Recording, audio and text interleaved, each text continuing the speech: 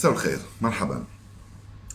حبيت في عجالة وفي هذا الفيديو القصير أن أعلق عن ما يتداول طيلة هذا اليوم في مختلف في بعض وسائل الإعلام وبعض وسائل التواصل الاجتماعي بشأن تنقل المنتخب المغربي أقل من 17 سنة للمشاركة في بطولة كأس إفريقيا أقل من 17 سنة المقررة في الجزائر ابتداء من هذا السبت.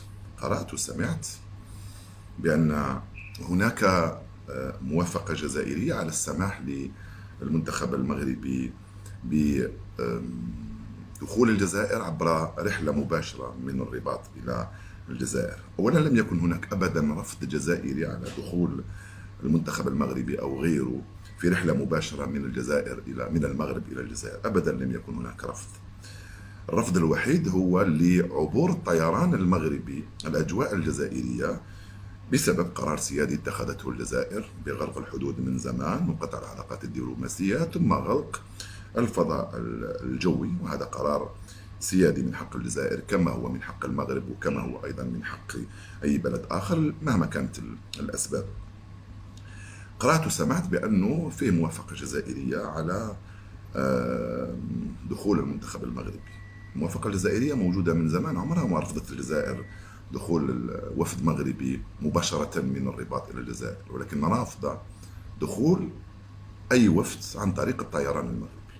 لذلك تدخلت الفيفا وتدخل الاتحاد الإفريقي لكرة القدم بطلب طبعا من المغرب الذي كان طالب الاتحاد الإفريقي بالتدخل وطالب حتى الفيفا بالتدخل.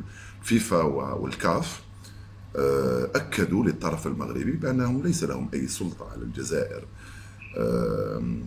لتغيير قرارهم، لأن القرار ليس رياضي، القرار هو سياسي، ولأنه لا يمس بدفتر الشروط الخاص بتنظيم الأحداث الرياضية، لأنه البلد المنظم يشترط عليه أن يضمن النقل الداخلي. أما من أين تأتي وبأي شكل تأتي فهذا أمر آخر لا علاقة له بالجزائر ولا تتدخل فيه الجزائر.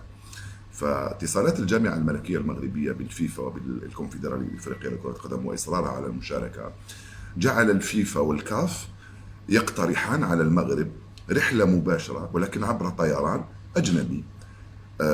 وصلوا إلى درجة أن الفيفا قالت لهم أنا نخصص لكم طائرة تنقلكم من الجزائر، من المغرب إلى الجزائر، ولكن هذه الطائرة لا تحمل، ليست تابعة للطيران الملكي المغربي، تحمل أي إشارة ممكن تكون تابعة للفيفا أو ممكن تؤجرها الكاف من مؤسسة أخرى أجنبية لبلد آخر.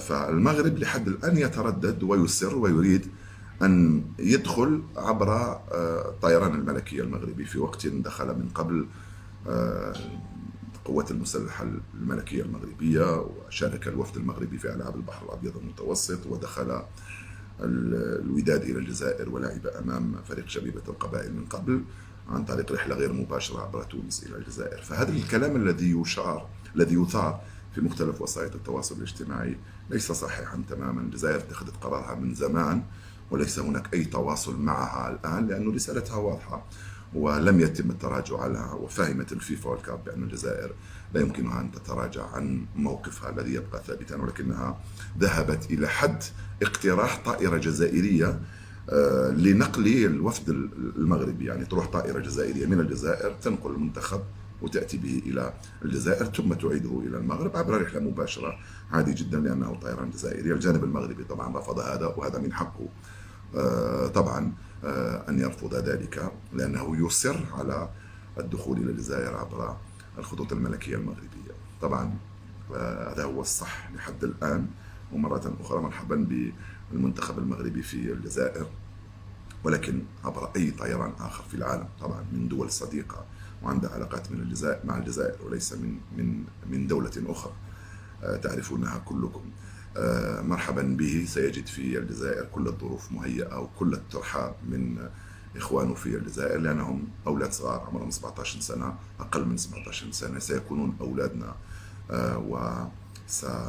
وسنضعهم فوق رؤوسنا ونرحب بهم ونكبر بهم ونشجعهم ونتمنى لهم كل الخير لما لا يصلوا للمباراة النهائية مع المنتخب الجزائري، ونحضر عرس كروي إفريقي جزائري. المنتخبان يتأهلان إلى نهائيات كأس العالم الخاصة بالشبان أقل من 17 سنة. هذه الأمور الحاصلة لحد الساعة. الجزائر بعيدة تماما عن أي تفاوض، لأن قرارها اتخذته من زمن.